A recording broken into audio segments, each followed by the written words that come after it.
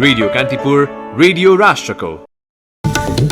Corona virus संक्रमण रोकथाम, उपचार, उपकरण, औषधि तथा स्वास्थ्य सेवा उपलब्ध गराउने विषयमा भ्रष्टाचार गरेको पाइए कारबाही गर्ने प्रधानमन्त्री ओलीको भनाई।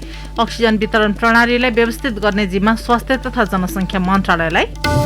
तेस्रो पटक प्रधानमन्त्रीमा नियुक्त भएका एमाले अध्यक्ष ओलीद्वारा पद तथा गोपनीयताको शपथ ग्रहण, पुरानै मन्त्री परिषदलाई निरन्तरता, 30 दिनभित्र विश्वासको मत नपाए राजनीतिक जटिलता थपिने। पछिल्लो 24 घण्टामा नेपालमा 8,520 जनामा कोरोना संक्रमण पुष्टि, 203 जनाको मृत्यु, 6,135 जना निको भएर डिस्चार्ज। कोरोना विरुद्धको खोप पूर्ण रूपमा लगाएकाले अमेरिकामा मास्क लगाउनु नपर्ने। गत अप्रिलमा 36% पुगेको दिल्लीको संक्रमण दर 12%मा झर्यो। लकडाउनको कड़ा कार्यान्वयनले सफलता हात परेको मुख्यमन्त्री केजरीवालको भनाई। र एनएसएलको च्याम्पियन बन्ने धनगढीको दाबी, लिग र प्ले बेहोरेको। नमस्कार, कान्तिपुर डायरीका साथमा साथी बासु र म पार्वता। समाचार अब विस्तारमा। प्रधानमन्त्री केपी शर्मा ओलीले कोरोना भाइरस संक्रमण रोकथाम, उपचार, उपकरण, औषधि तथा स्वास्थ्य सेवा उपलब्ध गराउने सम्बन्धमा भ्रष्टाचार गरेको पाइए कारबाही गर्ने बताउनु भएको छ। प्रधानमन्त्री तथा मन्त्री परिषदको कार्यालयमा पद बहाली गर्ने क्रममा आज प्रधानमन्त्री ओलीले मानव जातिमै अस्तित्वमाथि कोरोना भाइरसले चुनौती दिएका बेला कसैले भ्रष्टाचार गरे कडाइका साथ कारबाही गर्ने बताउनु भएको हो।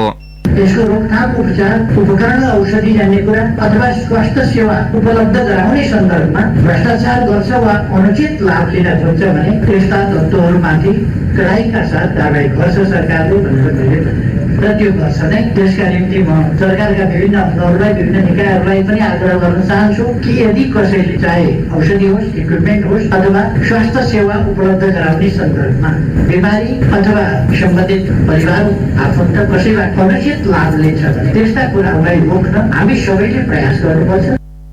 राज्यका सम्पूर्ण साधन, स्रोत, सामर्थ्यको परिचालन गर्ने कुरामा कमी नआओस् भन्दै प्रधानमन्त्री ओलीले नातिन आग्रह गर्नुभयो। उहाँले सरकारका हरेक अंगलाई सम्पूर्ण सामर्थ्य परिचालन गर्न आग्रह समेत गर्नुभयो। परोपकारी प्रवृत्तिलाई बढ़ावा दिनु आवश्यक रहेको भन्दै निजी क्षेत्र, सबै अस्पतालहरूलाई सेवाको भावना राख्न पनि उहाँले आग्रह गर्नुभयो। निजी क्षेत्र, निजी अस्पताल, स्वास्थ्य उपकरण, रोगसँग लड्ने औषधिका विषयमा सबैलाई जिम्मेवारी बोधका साथ सक्रिय हुन पनि उहाँले आग्रह गर्नुभएको छ। अक्सिजन उत्पादन गर्ने उद्योग पूर्ण क्षमतामा चल्नुपर्ने उहाँको भनाइ थियो। आवश्यकताका आधारमा अक्सिजनको व्यवस्थापन गर्न समेत उहाँले आग्रह गर्नुभयो। सरकारले अक्सिजन आपूर्तिमा अस्पतालहरूमा लगाएको कोटा प्रणाली खारेज गरेको छ। अक्सिजन व्यवस्थापनको जिम्मेवारी स्वास्थ्य मन्त्रालयले पाएपछि विज्ञप्ति जारी गर्दै मन्त्रालयले कोटा सिस्टम खारेज भएको उल्लेख गरेको छ। स्वास्थ्य मन्त्रालयले सबै अक्सिजन उत्पादन उद्योगहरूलाई सम्बोधन गर्दै अस्पतालहरूमा साबिकै नियमित ढुवानी प्रक्रियाबाट अक्सिजन उपलब्ध गराउन निर्देशन दिएको हो। मन्त्रालयले जारी गरेको विज्ञप्तिमा महामारीको यो कठिन अवस्थामा अक्सिजन व्यवस्थापनलाई सहज बनाउनका लागि हालै अर्को व्यवस्था नभएसम्म उद्योगबाट अस्पतालहरूमा साबिकै नियमित ढुवानी प्रक्रियाबाट मेडिकल अक्सिजन उपलब्ध गराइदिन तथा आकस्मिक व्यवस्थापनका लागि स्वास्थ्य तथा जनसंख्या मन्त्रालयको अक्सिजन वितरण व्यवस्थापन गर्ने उच्च स्तरीय टोलीहरूको निर्णय र निर्देश अनुसार स्थानीय प्रशासनहरूसँग सहकार्य र सरकारवाला अन्य निकायहरूको समन्वयमा गराइदिन हुन अनुरोध गरिएको छ। सीसीएमसीको बैठकले निर्णय गरी लागू गरेको कोटा सिस्टमबाट झनै अक्सिजनको हाहाकार भएपछि सीसीएमसीले गर्दै आएको अक्सिजन वितरण प्रणालीलाई व्यवस्थित गर्ने जिम्मेवारी स्वास्थ्य तथा जनसंख्या मन्त्रालयले पाएको हो। जिम्मेवारी दिएपछि अक्सिजन वितरण व्यवस्थापनका लागि स्वास्थ्य मन्त्रालयले उच्च स्तरीय टोली समेत गठन गरेको छ।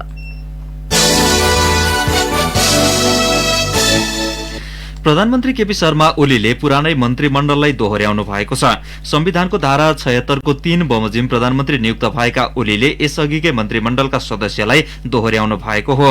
संविधानको धारा 76 को 3 बमोजिम हिजो प्रधानमन्त्री नियुक्त भएका ओलीलाई राष्ट्रपति विद्यादेवी भण्डारीले आज पद तथा गोपनीयताको शपथ गराउनु भएको हो। नवनियुक्त सबै मन्त्रीले पनि आजै पद तथा गोपनीयताको शपथ लिएका छन्।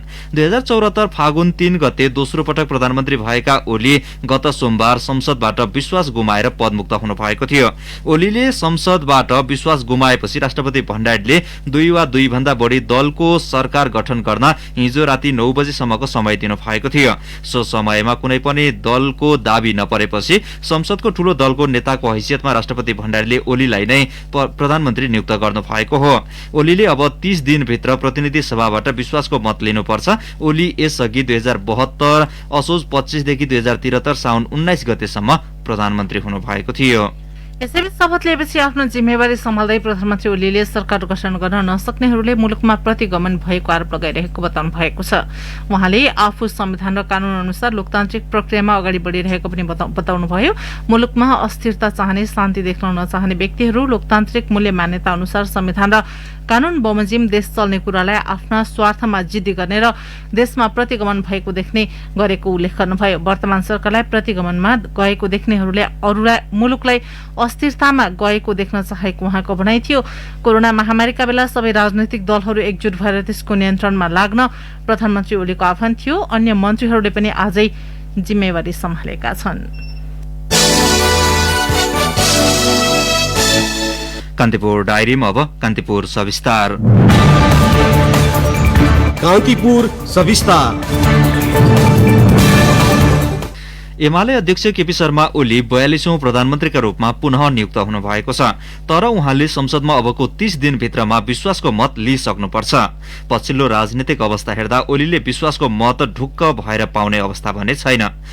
यदि यसो भए देशमा थप राजनीतिक जटिलता देखिने संकेत बढेको छ। संसदमा एमालेकै खनाल नेपाल र जसपाको महन्त ठाकुरसम्म मौन बसिँदै ओलीले विश्वासको मत पाउने सम्भावना न्यून छ। संसदमा ओलीले विश्वासको मत गुमाए संविधानको धारा 76(5) अन्तर्गत राष्ट्रपतिले अर्को प्रधानमन्त्रीका लागि आह्वान गर्नुपर्ने प्रावधान छ। संविधानविद चन्द्रकान्त ग्यावालीले प्रधानमन्त्री ओलीले संसदमा विश्वासको मत गुमाए चुनौती झनै बढ्ने बताउँछन्। प्रधानमन्त्री नियुक्ति भइसके पछाडि 30 दिनभित्र संविधान त उहाँले विश्वासको मत लिनै पर्दछ। उहाँ यदि चाहिँ विश्वासको मत लिन सक्दैन भने उहाँले संविधान त नै अर्को चौथो प्रधानमन्त्रीको रूपमा प्रतिनिधि सभाको सदस्य 2 या 2 भन्दा बढी दलको विश्वासमा लिएर आधारहरू पेश गर्दछ। त्यसलाई प्रधानमन्त्री नियुक्ति गर्ने काम चाहिँ फेरि राष्ट्रपतिले गर्नुहुन्छ। अब प्रधानमन्त्री नियुक्ति हुन सकेन भने संविधान अनुसार चाहिँ उहाँ बल्ल काम चलाउ सरकार हुँदै पनि प्रतिनिधि सभा विघटन गरेर फ्रेस म्यान्डेट तर्फ जान सक्ने चाहिँ संवैधानिक प्रावधान हो। अहिलेको अवस्थामा नाटकीय फेरबदल नभए संसदमा दोस्रो पटक पनि प्रधानमन्त्री ओलीले विश्वासको मत लिने सम्भावना छैन। संसदमा 2 पटक विश्वासको मत गुमाएका प्रधानमन्त्रीका लागि संविधानको धारा 76(7) उपयुक्त हुने तर्क गर्छन् संविधानविद विपिन अधिकारी। एउटा त वैकल्पिक शक्ति पनि नभएको सरकार निर्माणको र आफ्नै लागि पनि सहमति जुटाउन गाह्रो भएको र यस्तो अवस्थामा 76(5) अन्तर्गतका विकल्प झनै काम नलाग्न हुन सक्ने भएको हुँदा सबै संसदीय दलको सल्लाह अनुसार यो चाहिँ हाउस भङ्ग गर्नलाई भनेर उहाँले सिफारिस गर्न सक्नुहुन्छ। प्रधानमन्त्री ओलीले संसदमा दोस्रो पटक विश्वासको मत गुमाए राष्ट्रपतिले संविधानको धारा 76(5) अन्तर्गत पुनः प्रधानमन्त्रीको दाबीका लागि आह्वान गर्ने व्यवस्था छ। तर गठबन्धन सरकारको प्रयास गरेका विपक्षी दलहरू सफल हुने कुनै छाँटकाँट देखिँदैन। आन्तरिक विवाद र गुटगत राजनीतिमा रुमल्लिएका दलहरूमा फेरि सहमति जुट्ने संकेत देखिँदैन। यस्तो अवस्थामा दलहरूले आत्मआलोचना गर्दै अघि बढ्नुको विकल्प नभएको भन्छन् राजनीतिक विश्लेषक पुरञ्जन आचार्य। नयाँ सत्ता सरकारको नेतृत्व गर्न नसकेपछि कुन योजनाबाट सरकार निर्माण र कुन आरोपहरू लगाएर नयाँ एलायन्स बिल्डअप हुँदैछ त्यो कुरा चाहिँ संसदमा प्रतिपक्षले बोल्नुपर्छ। हामी चाहिँ सकेनौँ हामीले, तर हाम्रो योजना मुलुकलाई यसरी अगाडि लिएर जाने खालको थियो भनेर भन्न सक्नु पर्यो। त्यो भनेको अहिलेको मुलुकवासीले भएको समस्या त हो होइन। त्यसमा उसले रचनात्मक सहयोगको लागि सरकारलाई सहयोग गर्नु पर्यो। त्यो रचनात्मक सहयोग भनेको चाहिँ सरकारलाई सहयोग होइन, नागरिकलाई सहयोग हो। संसदमा विश्वासको मत गुमाएका प्रधानमन्त्री ओलीका बीचमा अहिले थप चुनौती देखिएको छ। आगामी कार्यकाललाई थप प्रभावकारी बनाउने कि संविधानको धारा 76(7) प्रयोग गर्ने। वर्तमान अवस्थामा जनताको जीवन रक्षा, कोरोना भाइरस संक्रमणको दोस्रो लहर र आफ्नै पार्टीका नेताहरूको मन जित्नु ओली सामुका ठूला चुनौती हुन्। यदि ओलीले दोस्रो पटक पनि संसदमा विश्वासको मत गुमाए त्यसपछि आउने राजनीतिक संकटले देशमा आर्थिक संकट निम्त्याउने दावी गर्छन् राजनीतिक विश्लेषक हरि रोका। सबभन्दा ठुलो आर्थिक सङ्कट हो। यो पछिल्लो 8 महिना बन्दाबन्दी र अहिलेको यो 1 महिना बन्दाबन्दीले तपाईँको चाहिँ नि हाम्रो इकोनोमी यो वर्षको अर्थतन्त्र 1/3 पनि धान्न सक्ने स्थिति देखिँदैन। प्रधानमन्त्रीले विश्वासको मत प्राप्त गर्न एकदम छिटै हतारिँदै हुनुहुन्छ भन्ने सुनिन्छ र उहाँ तपाईँको चाहिँ नि आफूलाई एकदम मैले चाहिँ गरेको काम ठिक हो भनेर तपाईँको पुस 5 गते उहाँले जुन विघटन गर्नुभएको थियो प्रतिनिधि सभा र त्यसलाई फेरि तपाईँको चाहिँ अजमाउने कोसिस गर्नुहुन्छ भन्ने छ। त्यस्तो भयो भने तपाईँको चाहिँ निर्वाचन त हुन सक्ने स्थिति छैन यतिखेर। तर मङ्सिरसम्ममा तपाईँको यो थर्ड फेज तपाईँ कोरोना आयो भने त्यसपछि के हुन्छ भन्ने कुराको उत्तर पनि उहाँसँग छैन। आफ्नै पार्टीका नेताबाट अविश्वासको पगडी पहिरिएका प्रधानमन्त्री ओलीका सामु हजारौं चुनौती होलान्, तर अहिलेको अवस्थामा जनताले बाँच्न पाउने अधिकार प्रत्याभूति गराउनु अबको सरकारको मुख्य दायित्व रहनेछ। दोस्रो पटक पनि विश्वासको मत गुमाए आफूलाई अब्बल र राजनीतिक दाउपेच जान्ने देखाउन ओलीले अर्को विकल्प त अघि सार्लन्, तर त्यसबाट न त संसदीय राजनीति न मुलुककै भलो हुने अवस्था छ। रेडियो कान्तिपुरका लागि सन्तोष गन्धर्व। कान्तिपुर सविस्तार। कान्तिपुर डायरीमा अब ब्रेकको पालो। कान्तिपुर डायरीमा अब बाँकी प्रसंग राजनीति जोगी बन्नका लागि गरिन्न, यसो भन्नुको मतलब हो अवसर र मौका आउँदा छोप्नुपर्छ, गुमाउनुहुन्न। हजुर ज्योतिषीले नै 7 चोटि प्रधानमन्त्री हुने भविष्यवाणी गरिदिएका व्यक्तिका सामु प्रधानमन्त्री बन्ने अवसर आउँदा के होला? सम्भावना सरकार पार्न न्वारन देखेको बल नै लगाउने हो, तर कांग्रेस सभापति शेरबहादुर देउवा यसपटक आफ्नो नेतृत्वमा बहुमती सरकार गठनको सम्भावनालाई मूर्त रूप दिन किन मरिहत्ते गरेर लागेनन् त? एक टिप्पणी।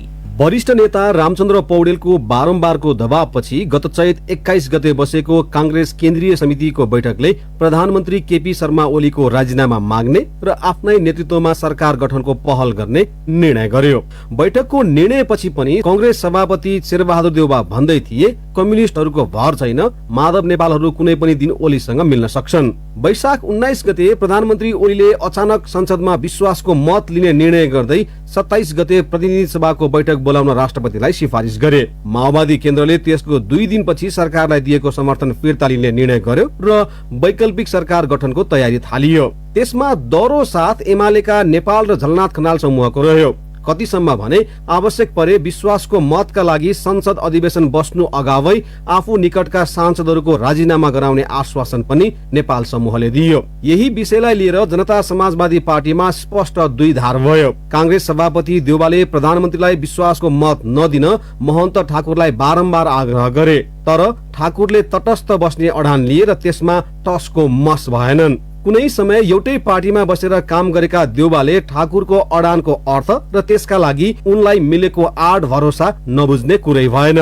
प्रधानमन्त्री ओलीलाई झण्डै 2/3 मतबाट 93 मा झार्न विपक्षी मोर्चा सफल भए पनि ठाकुर समूहलाई आफूतिर उभ्याउन असफल भयो। यस्तोमा एमालेकै असन्तुष्ट समूहको राजीनामा नभई नयाँ सरकार गठनको बाटो लगभग बन्द भइसकेको थियो। बहुमतको सरकार गठनका लागि सघाउन गरेको आग्रह ठाकुरले स्पष्ट शब्दमै अस्वीकार गरेपछि देउवा तिलमिलाउनु स्वाभाविक थियो। ठाकुर तीनै नेता हुन् जसलाई गएको निर्वाचनमा जिताउन देउवाले महोत्तरी क्षेत्र नम्बर 3 मा कांग्रेसका लोकप्रिय नेता बजरंग नेपालीलाई टिकट दिएनन्। कांग्रेसका पुराना नेता गणेश चन्द्र नेपालीका छोरा बजरंगलाई टिकट नदिएकोमा देउवाले आलोचना पनि सहन पर्यो। मधेसको माग सम्बोधन गर्नका लागि संविधान संशोधनको माग राख्दै आएका ठाकुरले यो पनि बिर्से कि देउवा प्रधानमन्त्री भएका बेला संसदमा संविधान संशोधनको प्रस्ताव लैजाँदा 2074 भदौ 5 गते एमाले, राप्रपा, नेमकीपा र राष्ट्रिय जनमोर्चा विपक्षमा उभिँदा संशोधन प्रस्ताव फेल भएको थियो। ठाकुरले बहुमतीय सरकार निर्माणमा सघाउन नसकिने संकेत दिइसकेपछि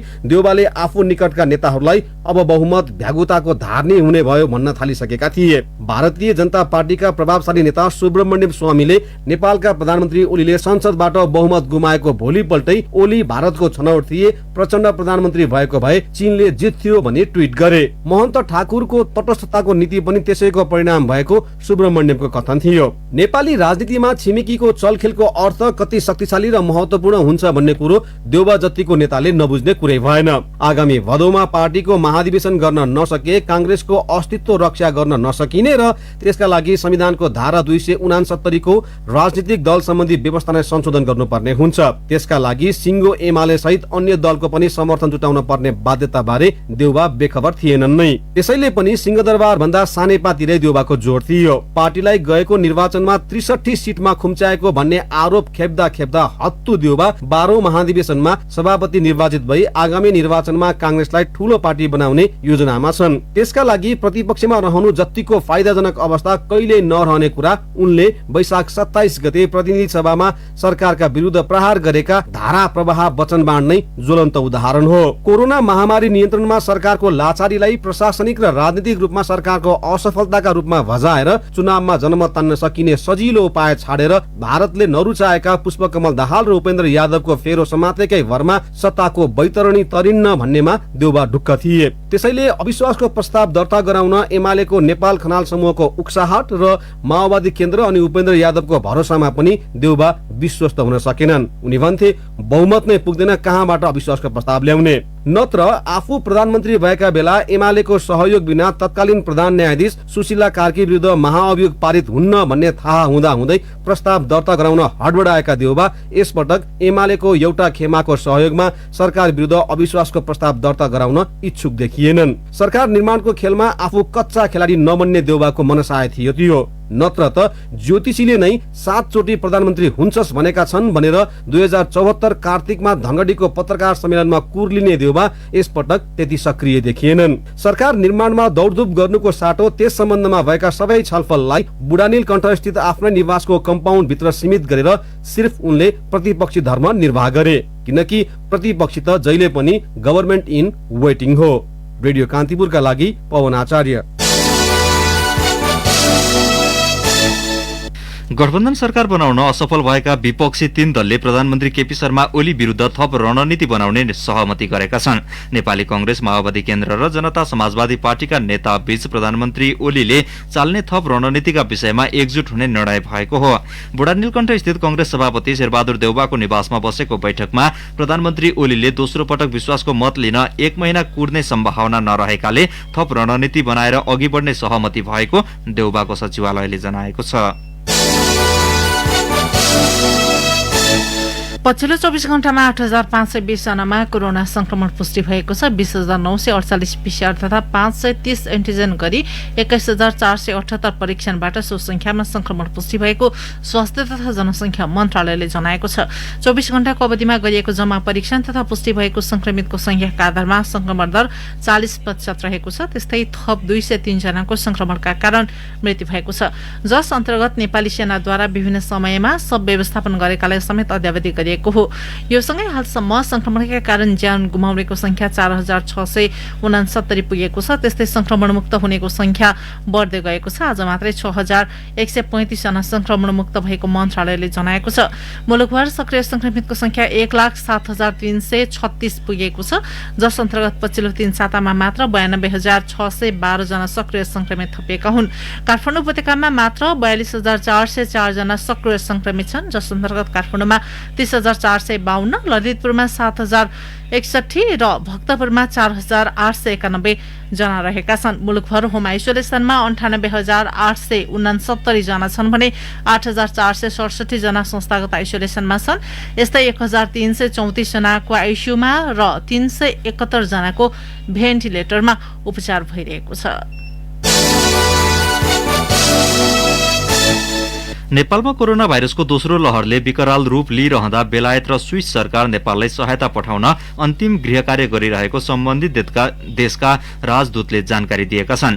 बेलायतका लागि नेपाली राजदूत लोकदर्शन रेग्मीले नेपाल सरकारको निर्देशन अनुसार खोप सहितका अन्य अति आवश्यक सहयोगका लागि बेलायत सरकारसँग सहयोग माग गरिएको जानकारी दिनुभयो। उहाँका अनुसार बेलायतको उच्च सरकारी तहबाट सकारात्मक रेस्पोन्स प्राप्त भएको छ। दूतावासले अक्सिजन कन्सन्ट्रेटर मेसिन लगायत स्वास्थ्य सामग्रीमा सहयोग गरिदिन अनुरोध गरेको छ। यस्तै स्विजरल्याण्डका लागि नेपाली राजदूत मणि भट्टराईले स्विस सरकारले एक साताभित्र स्वास्थ्य सामग्री पठाउने तयारी गरेको बताउनु भयो। राजदूत भट्टराईले काठमाडौँ स्थित स्विस दूतावासले स्विस मेडिकल सामग्री पारवहनका लागि नेपालको परराष्ट्र मन्त्रालयका युरोप अमेरिका डिभिजनसँग समन्वय गरिरहेको पनि जानकारी दिनुभयो। यस्तै एनआरएनए युकेले पनि स्वास्थ्य सामग्री सहित आर्थिक संकलन गरिरहेको जनाएको छ। यसअघि कोभिड-19 विरुद्ध नेपालको लडाईँमा युरोपेली संघ ईयूले 20 लाख युरो बराबरको मानवीय सहायता दिने प्रतिबद्धता व्यक्त गरिसकेको छ। अब केही समाचार संक्षेपमा। मुस्लिम धर्मावलम्बीहरूले पवित्र रमजान महिना सकिएको खुशियालीमा आज एकअर्कामा शुभकामना आदान प्रदान गरी ईद पर्व मनाइरहेका छन्। कोरोना संक्रमण भएपछि काठमाडौँको थापाथली स्थित नर्विक इन्टरनेशनल अस्पतालमा उपचाररत पूर्व रानी कोमल शाह आज डिस्चार्ज हुनुभएको छ। घर पत्नी माटो लिन गएका बागलुङका आमा छोराको ढिस्कोले पुर्याएर मृत्यु भएको छ। बागलुङको निस्युखला गाउँपालिका वडा नम्बर 2 को फलाटेमा माटो चिक्दा पुर्याएकी 33 वर्षीय भव्य कुमार र उनका 14 वर्षीय छोरा सुरेशको मृत्यु भएको प्रहरी निरीक्षक विजय भण्डारीले जानकारी दिनुभयो। बाँकेको नेपालगञ्ज स्थित भेरी अस्पतालको पीसीआर प्रयोगशालामा स्वचालित एक्सट्राक्सन किट सकिएपछि पीसीआर परीक्षण प्रभावित भएको छ। र पूर्वी नवलपरासीको काभ्रेश्वतीमा रहेको जिल्ला अस्पतालमा अक्सिजन हाहाकार भएको छ। अक्सिजन सप्लाई गर्ने कारखानाले अक्सिजन दिन नसक्ने जानकारी गराएपछि जिल्ला अस्पतालमा अक्सिजन लगाएर उपचाररत 27 जना कोरोना संक्रमितको अवस्था गम्भीर भएको छ। कान्तिपुर डायरीमा अब कास्की डायरीको पालो। कास्की डायरीबाट दीपक परियारको नमस्कार। गण्डकी प्रदेशमा गएको 24 घण्टामा कोरोना संक्रमणबाट 23 जनाको मृत्यु भएको छ। 1758 जनामा भएको पीसीआर परीक्षणमा 680 जनामा कोरोना संक्रमण देखिएको छ। संक्रमण मुक्त हुनेको संख्या 431 छ। प्रदेश स्वास्थ्य निर्देशनालयको अध्यावधिक तथ्याङ्क अनुसार प्रदेशमा हाल 7257 सक्रिय संक्रमित छन्। ती मध्ये 7011 जना होम आइसोलेसनमा छन्। हालसम्म मृत्यु हुनेको संख्या 341 पुगेको छ। प्रदेशमा सबैभन्दा धेरै कास्कीमा 3630 सक्रिय संक्रमित छन्। पोखरा उद्योग वाणिज्य संघको हालै बसेको बैठकले पोखरा प्रदर्शनी केन्द्रमा रहेको डोमलाई आइसोलेसन केन्द्रको रूपमा प्रयोग गर्न दिने निर्णय गरेको छ। कास्कीको बढ्दो संक्रमण र अस्पतालमा बेडको अभाव हुन थालेकाले सामाजिक उत्तरदायित्व अन्तर्गत संघले सो निर्णय गरेको महासचिव सुरेन्द्रमान बिजुक्छेले जानकारी दिनुभयो। आइसोलेसन केन्द्र बनाउन प्रदेश सरकार पोखरा महानगर तथा स्थानीय प्रशासनसँग अनुरोध गरेको उहाँले बताउनुभयो। संघले निषेधाज्ञाका कारण उद्योग व्यवसाय बन्द भएकोले संकटको यो घडीमा कर्जाको ब्याज मिनाहा गर्न, पुनर्तालिकीकरण गर्न तथा थप दण्ड र जरिवाना नलाउने व्यवस्थाको लागि बैंक तथा वित्तीय संस्थाहरूलाई परिपत्र गर्न नेपाल राष्ट्र बैंकसँग अनुरोध गरेको छ।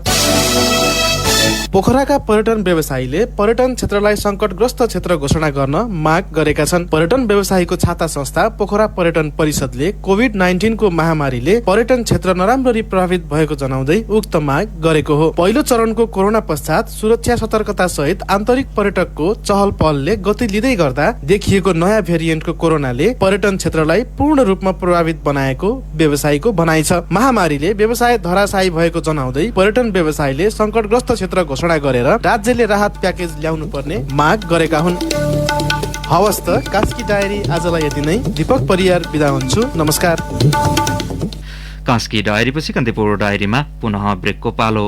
अब अन्तर्राष्ट्रिय प्रसंग। पूर्ण रूपमा कोरोना विरुद्धको खोप लगाइसकेकाहरूले अमेरिकामा मास्क लगाउनु नपर्ने भएको छ। अमेरिकाको रोग नियन्त्रण तथा रोकथाम केन्द्र सीडीसीले नयाँ निर्देशिका जारी गर्दै खोपको दुवै डोज लगाएकाहरूले मास्क लगाउनु नपर्ने जनाएको हो। अमेरिकी राष्ट्रपति जो बाइडेनले यसलाई अमेरिकाका लागि महान दिन भएको बताउनु भएको छ।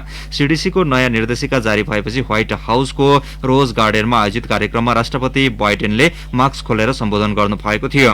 उहाँसहित अन्य कर्मचारीहरू पनि बिना मास्क उपस्थित भएका थिए। सीडीसीको निर्देशिकामा बस, विमान, अस्पताल, जेल, होलसेल सेन्टर जस्ता इन्डोर सेटिङमा भने मास्क लगाउनु पर्ने उल्लेख छ, तर कार्यस्थल, स्कुल र विभिन्न स्थानहरूमा मास्क अनिवार्य छैन। भारतको राजधानी दिल्लीमा कोरोना संक्रमण पुष्टि हुनेको संख्या न्यून हुँदै गएको त्यहाँका मुख्यमन्त्री अरविन्द केजरीवालले बताउनु भएको छ।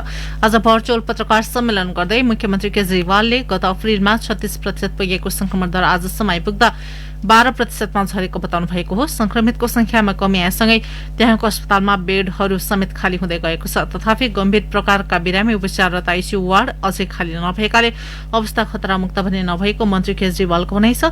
लकडाउनको कड़ा कार्यान्वयनले सुसफलता हात पारे पनि कोरोना विरुद्धको लडाईँ अझै पूरा नभएको उहाँले बताउनुभयो। दिल्लीवासीको अनुशासित आचरणले संक्रमणमा उल्लेख्य कमी आएको जनाइएको छ।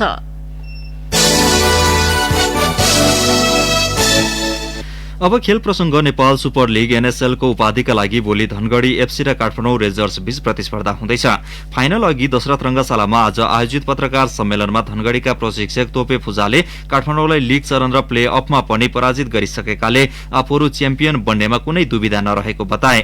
तर विपक्षीलाई दिनुपर्ने सम्मानलाई लिएर आफूहरू सचेत रहेको पनि उनले बताए। यस्तै कप्तान किरण चेम्जोङले फाइनल खेल लीग चरण भन्दा फरक हुने भएकाले आफूहरू सतर्क भएर खेल्ने सुनाए। काठमाडौँका प्रशिक्षक बालगोपाल महर्जनले हार्ने मानसिकताले नखेल्ने र यसअघिका कमजोरी सुधार्दै उपाधि जित्नका लागि मैदान ओर्लने प्रतिक्रिया दिए।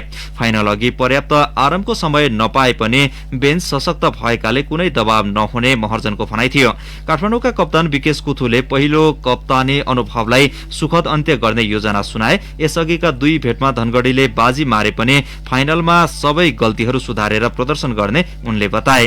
प्रतियोगिताको विजेताले 35 लाख र उपविजेताले 15 लाख रुपैयाँ प्राप्त गर्छन्। व्यक्तिगत विधामा उत्कृष्ट हुने र उत्कृष्ट युवा खेलाडीले जनाही 1 लाख रुपैयाँ हात पार्नेछन्। हवस् त यिनै प्रसङ्गसँगै कान्तिपुर डायरीको यो बुलेटिन यही सकिन्छ। 8 बजे सेक्युरिटी एन्ड क्राइम डायरी हुनेछ। साथी बासु र म पार्वता आज्ञा माग्छौं। नमस्कार।